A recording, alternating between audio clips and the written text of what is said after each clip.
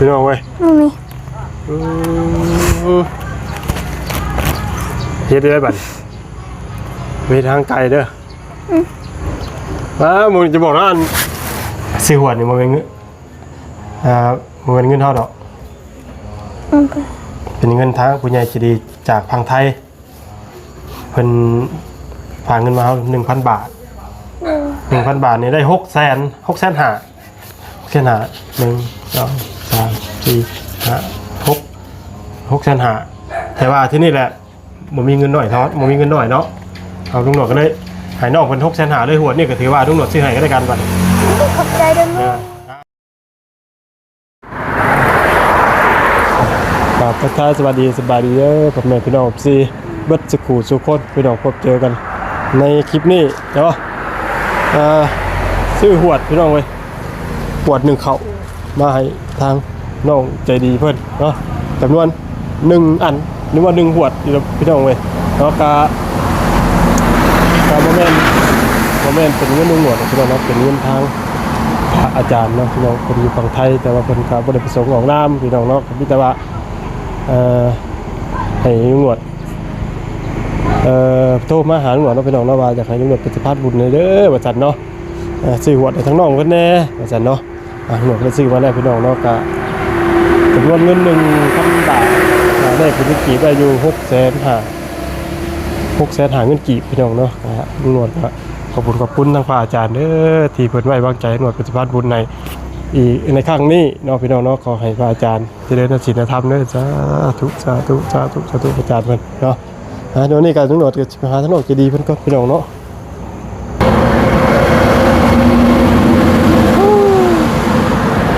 ไปเตรียมโคมจ้อใช่ไปใช่นี่ฮะใส่ไม่ใช่สิหรอกเอาเพื่อนเจ้ากระสายได้บ่แม่นติฮะลืมว่ามีไฟลืมว่ามีไฟเดี๋ยวไปพูดเลยโอ้ยเนาะลืมว่ามีไฟมาสั่น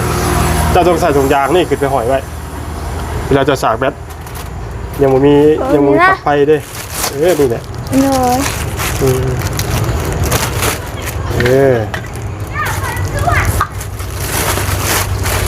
หัวเจ้าขาดป่ะหัวเจ้า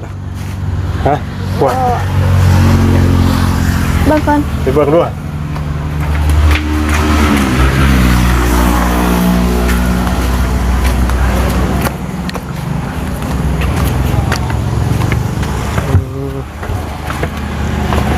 โดยใช่ก็ใช่โอ้โหเหี่ยนวัดอันนี้กูพี่น้องเว้ยมีเฮ็ดได้บัดมีทางไกลเด้อมึงจะบอกว่าอันนั้นอันกดมันไว้นี่แล้วยิบไม่บ่น่ะตัวพี่น้องเป็นอันยิบอ่ะนะแม่เขาใส่ไม้ซื่อๆมึงนะ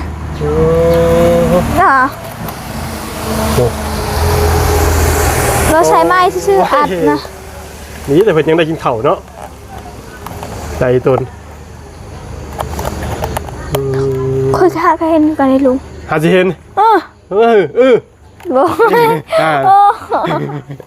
โดยแล้วว่าหาสิเห็นเห็นแทนลุงเจ้าบ่เคย1ข้าวเทื่อจักหาสิเห็นหวนฮะแม่บางเทื่อ1นะคอยอยาก1อยู่แต่แม่1แต่แม่คอย1แล้วแล้วแต่5-4 โมงพุ่นแต่ค่อยตื่นนะหากะ5 โมง5 โมง6 โมง5 โมงเจ้าตื่นแม่1เขาแต่4 โมงเห็นบ่เฮาตื่นนะแม่นะหมดล้างหน้าเรากินข้าวแล้วข้าวสุกแล้วว่าถ้ากินข้าวนั้นเด้อต้มไข่เราต้มให้แล้วอีหยังก็เราต้มให้แล้วเฮาก็เอาแร่ตึ้งพวกห้อยอีกน้องค่อยนะนั่นเฮากำลังเรียนตกใจ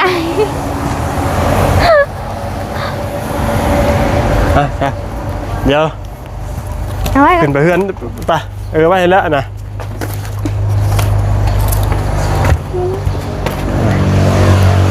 ไปปะบุญป่าปะแม่นนั่นเนาะ โดย เงินบ่รถมันรถเอาบุญสารวัตรมาจะเว้นทะ เดี๋ เบีย ย น ว บ่ บุญเท่าเนาะ ฮะ บุญป้าที่ บ่นี่คือบุญสารวัตร บ่บุญป้า บ่บุญปลารถเราไม่รถเราไปมันถลอก เพิ่งขาเบิ้ง เห็นบ่อ่ะปลดอันนี้ซะ เดี๋ยวบุญ ฮะ เดี๋ยวบุญมันป้านั่นติ บุญปลาบ่ เขาบอกพูดนะปลายแล้วแบบนี้ที่รถแล้วนะปลาลุงซื้อให้ข่อยบ่ แม่น งามเลยลุง ซื้อในหัวเจ้าขาดนี่แหละถึงซื้อไปกันตะเพื่อนเอาซื้อไปโคมจ้ะน่ะ เดี๋ยว โทรศัพท์ไผคือหลายด้วยแท้ สับตังกิ้ง อืม แต่ว่าซื้อให้ข่อยบ้านเราไปซื้อให้ข่อย ไปซื้อบัตร บัตรเงิน อื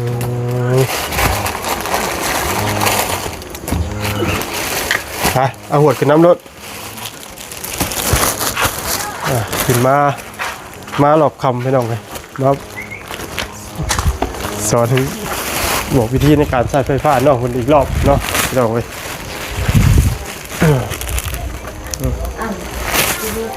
ฮะแม่น ป้างามแห้งขวดมันมีลุง ฮะ งาม งามป่ะเปิดไฟกันดูมันมืดเปิดด้วยเปิดด้วย ลุงตัวใดเขาเปิด ฮะเบิ่งสายได้โบแมนสายตัวน่ะสายตัวในมือเจ้าโบแมนตัวนั่นแหละแมนนั่นไอ้โบถือว่าจ้ะอยู่ในหุ่นน่ะนะไหนอยู่ในหุ่นอีก ฮะ สายตัวนี้เยี่ยมสว่างใช้เจ้าสารแม่เจ้าด้วยค่ะเจ้าหอยไว้คือ เต็มแล้ว ฮะ เต็มเลยแบบ เจ้าสาโคมเลยจ้ะ ครอบครัวเต็มแล้ว เต็มแล้ว มันชักมือสับตังกิ้ง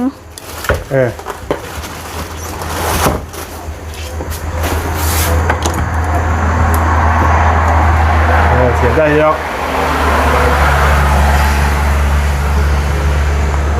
เข้าแล้ว ครับว่า โดยเข้าบ่มหอยใส่ถุง ฮะ โอ้ย ของเจ้าเลย เอาอยู่ได้จะได้บอกลุงดี เยิ้ม ก็ได้ นั่นแหละ ดิ พอดีผมมีปักต้องรอซื้อปักอีกก่อนไม่เอาซื้อปักมาอีกโอ้ ปลางามแท้โหดนี่ลุง ฮะงามป่ะ มุดดุนไทยบางที่มัน ดึงไหนออกค่ะ ดุนไทยชนะหน่อย ไม่เอาหุงครั้งแรกบ้านนี้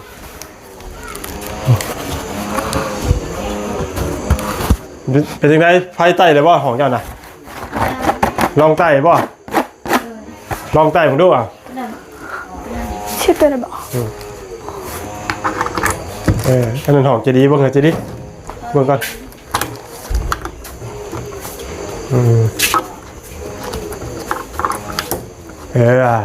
หุงคักกันแบบเนาะพี่น้องเว้ย ดีเด้อ โดยเวลานอนกับชิยากยังลูกมาปิดถอดปลั๊กของไฟของมันของตัวนี้กับป้าไว้ตื่นมันยังมาเศร้ามากกับเปิดถอดออกถอดปลั๊กเด้อตกมายังมาแดงก็เสียบนะเพราะว่าทั้งดอกแค่เพิ่นไม่ได้ถอดดีหรอกมีแต่เจ้าใช้งานแต่กับเสียบปกติของเจ้าเนี่ย มันจะดีลืมข้าวคือกินหนีบ่ไหว้เด้อไฟฟ้าเพื่อนเจ้าของมีเลนภาษาอังกฤษ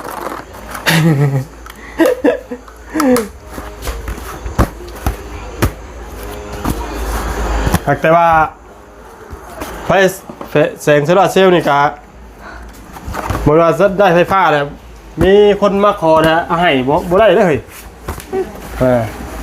คอยัง แต่อันหลอดไฟ เซลล์เลยเนาะ ไฟแสงโซลาร์เซลล์เนี่ยเป็นว่าจะมีคนมาขอให้คอยเด้อให้เขาบ่ได้เด้อ โดย เพราะว่า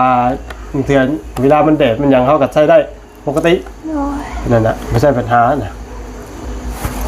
มันกับประหยัดไฟเขาอีกกันบางทีถ้าว่ามันแดดฝนบ่ตกผ้าบ่ลง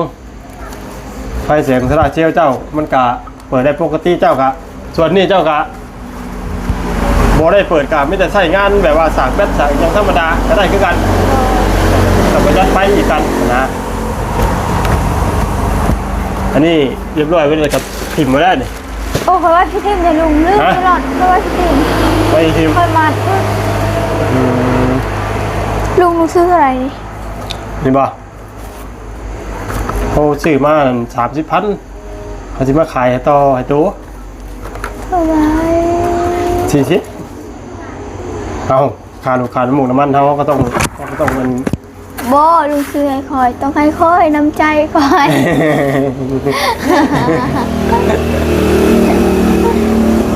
30พี่น้อง ง่ามไหมลุง งามบ่ โอ้ย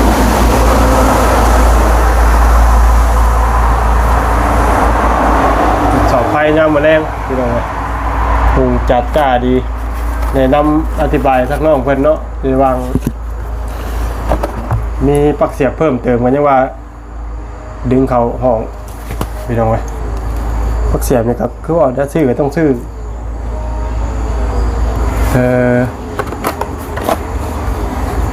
อีก2 ปลั๊กหรืออีกปลั๊กหนึ่งก็ได้ เงินก็มีงามเนาะ ฮะวีวะ ได้แบบนี้แบบงาม โอ้เงินบัด มันมีแต่เสาเนาะตัวนี้มันมีหลังคาเฮือนแล้ว ที่ว่า มันยังสิกอซื่อ ขนาดว่ายังบ่ทันแล้วเจ้าบ่จักล้านน่ะ ๆโอ้ตัวนี้ยังบ่ได้นั้นอยู่ ขนาดว่าบ่ทันแล้วที่เฮือนเจ้าได้ฮอด2 หลังไปจักเจ้าสิว่าไปจักเจ้าหน่อยบ่น่ะมันเบิดไป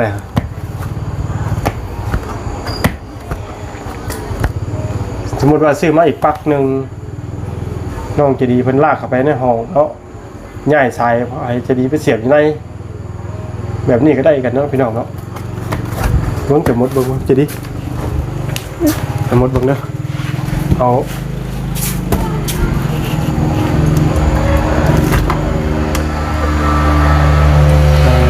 นี่ของน้องจะดีตัวนี้ปะตัวไหนปะตัวนี้นี่พี่น้องไว้น้องจะดีเลยเนาะไข่ควงเขาอยู่ในหนีบจักวะ ฮะ ไข่ควงเขาน่ะอันนี้มันมาเพิ่งคันเศร้านี่อยู่หนีบจักเดี๋ยวจกมาเขาเนี่ย อะหยัง ไข่ควง ใช่ของ พอลบิดน่ะพี่มาสิ เออปะ โอ้ย คนบิดท่านนะแบบเลือนนะตัวมาใส่ของโอ้โห เก็บไปก่อนอย่าลืมเนาะไปเข้าข้างในห้องเจ้าก่อนสมมติว่าซื้อมาอีกปลั๊กหนึ่งนะพี่น้องปลั๊กไฟไว้ทั้งน้องเพิ่นนี่สมมติเนาะเขาเอาสายไฟนี่พี่น้องไว้มาให้น้องเสียบในห้องเลยเนาะเราจะดี โอ้ย เมนได้พี่น้องเลยเดี๋ยวหนวดจะย่ายสายที่นี่ย่ายสายที่นี่ลงมาให้น้องๆเพิ่นเสียบอยู่พี่เลยง่ายซื้อมาอีกปลั๊กหนึ่งพี่น้องเลยปลั๊กซื้อมาอีกปลั๊กหนึ่งนะครับปลั๊กนี่ก็เสียบ ยังเอ้ยลำ ของแม่เพิ่นกับหลอดข้างนอกพี่น้องอีกปลั๊กหนึ่งก็เพิ่นเข้าไปใน ลำบ้านเหรอ เพื่อเป็นจากสากพัดลม ต้อง เป็น เสี อย ย่าง บประ มันสากกันว่า 150 แบตเตอร์ซับเนาะเรียกว่าพัดลมกับมีพี่น้องเลยเป็น จะดีผมเคยใส่พัดลมใส่ผมเปลี่ยนดอก โอ้มีไฟก็ดีใจแล้ว ฮะ มีไฟก็ดีใจแล้ว มีไฟก็ดีใจแล้ว เนาะ เด้ นักฉาก สับกือได้เวลาสับกือได้คือสับคำว่าบอกขออนุญาตว่าพี่น้องสับกูได้เวลา ค่อย จะสักค่อย เห็นป่ะ ค่อย เฮ้ยเพิ่นว่ากือมันแปลได้2อย่างใน เพิ่นโอย เห็นป่ะแปลใส่ข่อยกับกูนะป่ะ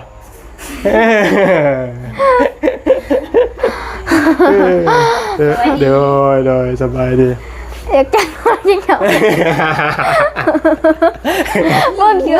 ลูกใหญ่จะ ปอ ใหญ่ก็บอกว่าไปจนมานักว่าอย่าพูดอะไรละท่า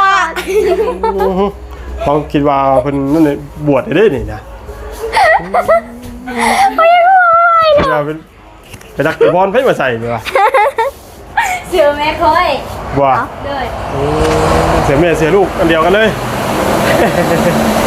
บ้าเป็นผีเลยเหรอ โอ้ บอกจะเอามาบอกใช่ผมบอก ผมว่าใช่ป่ะ เลยก็บอกว่าคือกัน เอ้าผมว่าคือใช่ค่ะ บ่มีสุด ผมไม่ชวน ผมมีสุดใช่ ดูลูกมันเปียกซักแล้วแต่มันเปียก เจ้าเดี๋ยวซักได้มันเปียกเข้าอย่างที่ผมมีโอกาสได้ซักเลยเสียเน่าเลยโยงเลยมีคนผมมาจะซับป่ะเนี่ยจะซับเลยอาจจะได้มานั่งพี่ก็ได้มั้ยเอาหมวดหัวเอามาน้ำเนี่ย เยอะ หัว จ เอา ริ มาง น้ำหัว ฮะ มานั่งพี่ ได้ยินหรือเปล่า แจ้ง พัว หัว พัวมันจริงเหรอ เอาไปได้แจ้ง มากที่งาน ฮะ งามจังเลย งามป่ะ เนาะ แล้วของเจ้าโลยิบเอาอยู่กดมันก็ได้ให้ยิบน่ะฮะ เว้ยยิ้มเอง ยิบเอง เลย ผักเนาะจะปีละหัวตัวน่ะ ตั้งแต่ปีหนึง ปีนึงเป็นปีไปเลยพี่น้องไอ้หัวนั่นเลยมันเป็นธรรมดาเด้เพื่อเป็นสียิบกดมันได้หอมหวน เฮ้ย มันหอม หอม หอม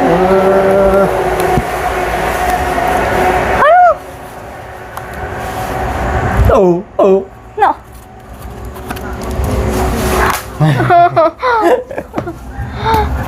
เน็ตเนาะเน็ตนะพี่น้องเว้ย30,000มันน่า สุดยอดน่ะสุดยอดตัวไม่เพเนาะเบรกเมื่อหน้า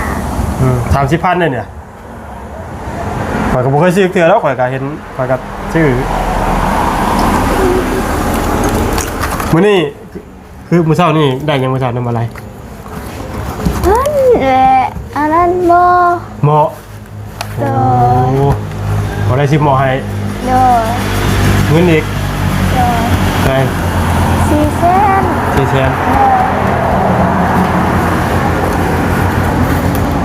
400,000นี่ไปซื้อจังบ่ ยังบ่ได้ซื้อหยังมา ยังบ่ ยัง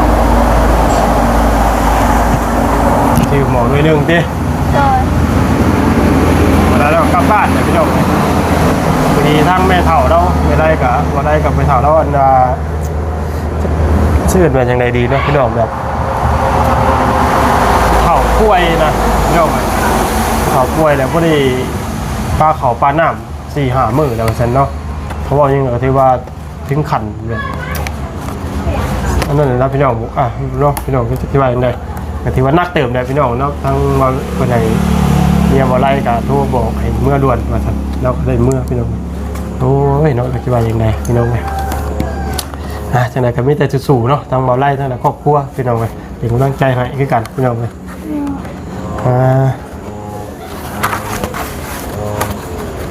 ตะกี้ตัวได้เงินได้ยาแล้วบัดนี้ได้ตัวได้จักรยานแล้วใช่มั้ย บ่เคยให้ลุงเคยให้ลุงคนมีอยู่เลย ให้เอาบ่ อันใด ให้เอาบ่ ลุงซื้อซะได้ละ3,000บ่มาให้ลุง4,000 ฮะ มาให้ลุง4,000 ให้เอา4,000 เดี๋ยวค่อยเติม โอ้ตื่ม4,000เห็นบ่ อ้าวลุงซื้อละ3,000กิบข่อยก็ตื้มเลยเด้ 30,000มันก่อใส่หัวเพิ่นว่าลุงว่าซื้อมา 3,000เพิ่นว่าเว้ยมาก่อใส่หัวมันนี่ อ้าวข่อยก็ตื้มเลย4,000 ขาดทุนตายได้บัดนี้ อ้าวตื้ม5,000ซะ ซื้อ5,000 เด้อลุงซื้อละ3,000ข่อยก็ตื้มอีก 2,000 เป็น5ซะ ซื้อจังว่า30,000มาให้เอาเงิน4,000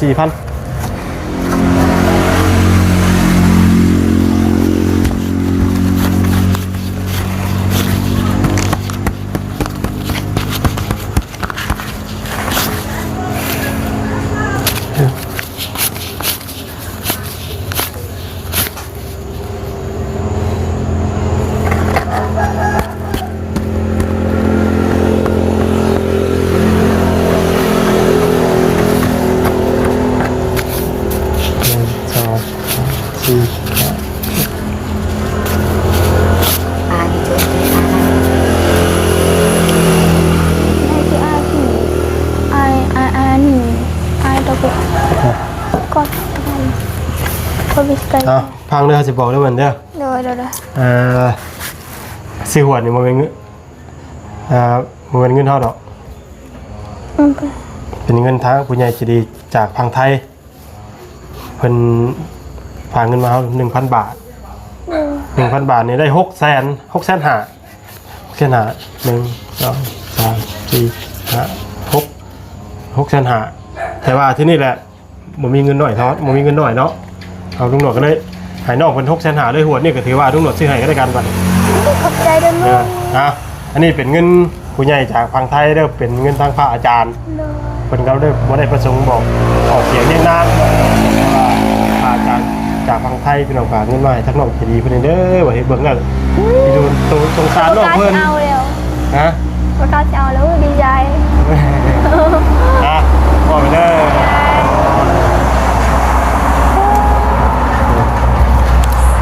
เนาะนี่แหละคือความดีความขยันขันแข็งที่แบบว่านอนสอนง่ายเป็นนะผู้ใหญ่เป็นเบิ้งเป็นเห็นเป็นกระสงสารเมตตาเนาะพี่น้องครับถามว่าต้องเสียเอิญใจดีจักอยู่ที่ใดมาได้ก็บ่พ่อดีครับบ่ไหวแล้วจะดีเลยเป็นชั้นเพิ่นครับผู้ใหญ่เพิ่นครับห่วยโอ้บ่ไหวหัวนะอันนี้เป็นเบิ้งแหละดูตูนภาษาเนาะพี่น้องเป็น ลูกถ่ายคลิปเพื่อบ่ได้เมื่อย เห็นปะ โดย เมื่อยเนาะ โดย เนี่ยดีแล้วเนาะพี่น้องเพราะว่า14กะอยากให้น้องเพิ่นเนาะพี่น้องเยอะได้ไฟฟ้าเป็นของตัวเองกะหลายเสียมาหลายอยู่พี่น้องนะครับขอภาพนะเนาะน้องเพิ่นได้กันพี่น้องเนาะกับมิตรบายพี่น้องกะฝากพี่น้อง14แล้วพี่น้องเนาะทั้งผู้ใหญ่ใจดีทุกคนทุกท่านเนาะถ้าว่าได้เบิ่งแล้วกะดีตูนสงสารน้องเพิ่นเนาะอยากให้น้องเพิ่นมีไฟฟ้าเป็นของตัวเองเนาะพี่น้องเนาะกะติดต่อมาหาท่าลุงหนวดหรือว่าสมทบของเขามาได้เนาะพี่น้องเนาะขาดอยู่15 ล้านกีบเพราะว่าลุงหนวดซื้อไปแล้ว10 ล้านพี่น้องเพราะว่าทั้งหมดทั้งมวลมันนี่มัน25 ล้านเนาะพี่น้องเนาะเป็นยังค่าไฟมันถึงแพงแท้ว่าซั่นเนาะมันเป็นไฟเอกชนเด้อพี่น้องเด้อเนาะบ่แม่นไฟแบบไฟของรัฐพี่น้องเนาะไฟเอกชนแต่เพิ่นก็มาขายไฟต่ออีกทอดนึงพี่น้องเนาะพอเพิ่นไฟเพิ่นดึงลงคนเดียวเด้เพิ่นหมอเองเพิ่นเองผู้เดียวเนาะพี่น้องมันก็เฮ็ดให้เสียแพงแน่พี่น้องเอ้ย อะไรจะตื่นขึ้นแล้ว ก็มีแต่ว่าอยากให้น้องจะดีเนาะขอบคุณทั้งพระอาจารย์เพิ่นเด้อแต่ว่า โดย ขอบคุณพระอาจารย์นี่มีแต่บอกว่าขอบคุณพระอาจารย์เด็กอะให้เจริญในศีลธรรมเด้อเด็กสาธุขึ้นฐานนั้นให้ได้ดูเด้อได้บ่ ขอบคุณอาจารย์ที่มอบเงินมาให้ล้านและขอให้สุขภาพแข็งแรงความเจ็บอย่าได้ความกายอย่ามีปรารถนาสิ่งใดขอให้ได้สิ่งนั้นและขอให้อย่าเจ็บอย่าจนมาใส่ไปใส่ก็ขอให้ปลอดภัยเด้อสาธุ สาธุเนาะการแนะนำลุงหนวดเป็นสะพานบุญตั้งหนาให้กับพระอาจารย์ที่เพิ่นไว้วางใจหนวดฝากเงินมาจำนวน 1,000 บาทให้มอบให้ทั้งน้องพอดีเพิ่นเนาะลุงหนวดก็ขอบคุณอนุโมทนาบุญสาธุนะพระอาจารย์เพิ่นเนาะขอให้เจริญในศีลในธรรมเนาะสาธุเนาะมานี่ลุงหนวดก็ได้มอบให้น้องเพิ่นเป็นอันที่เรียบร้อยก็ได้ก่อนมอบเงินก็ลุงหนวดก็ได้สอนวิธีการใช้ไฟให้ทางน้องเพิ่นแนะนำเพิ่มเติมเนาะจะดีก็คือนั่นแหละแต่ว่าบ่ต้องกะมื้อสิปักมาอีกอันนึงแต่ก็ลุงหนวดก็สิย้ายสายไฟเจ้านี่เข้าไปในห้องเลยให้เจ้าเสียบอยู่ในห้องไปเลยนะแต่ก็เวลาเจ้าเสียบโทรศัพท์หรือว่ามีพัดลมก็เสียบอยู่ในเลยก็อยู่ข้างนอกป้าไว้แต่ของแม่เจ้ากับหลอดนี่พอนะเนาะพี่น้องลุงหนวดก็ใช้ขอจบคลิปปิดคลิปเลยเนาะพี่น้องเนาะก็ขอบคุณทางพ่อแม่พี่น้องสิเบิร์ดจุกปูจุกคนที่เขาว่าติดตามนะครับชมทำมาในคลิปนี้ลุงหนวดว่าบุตรบุตรภาพจบงามทุกภาพประการใดขอส่งไปให้พี่น้องซีบุตรปูจุกคนเด้อสำหรับคลิปนี้ลุงหนวดได้น้องจะดีรันบายเด้อสบายดี ดีใจแฮง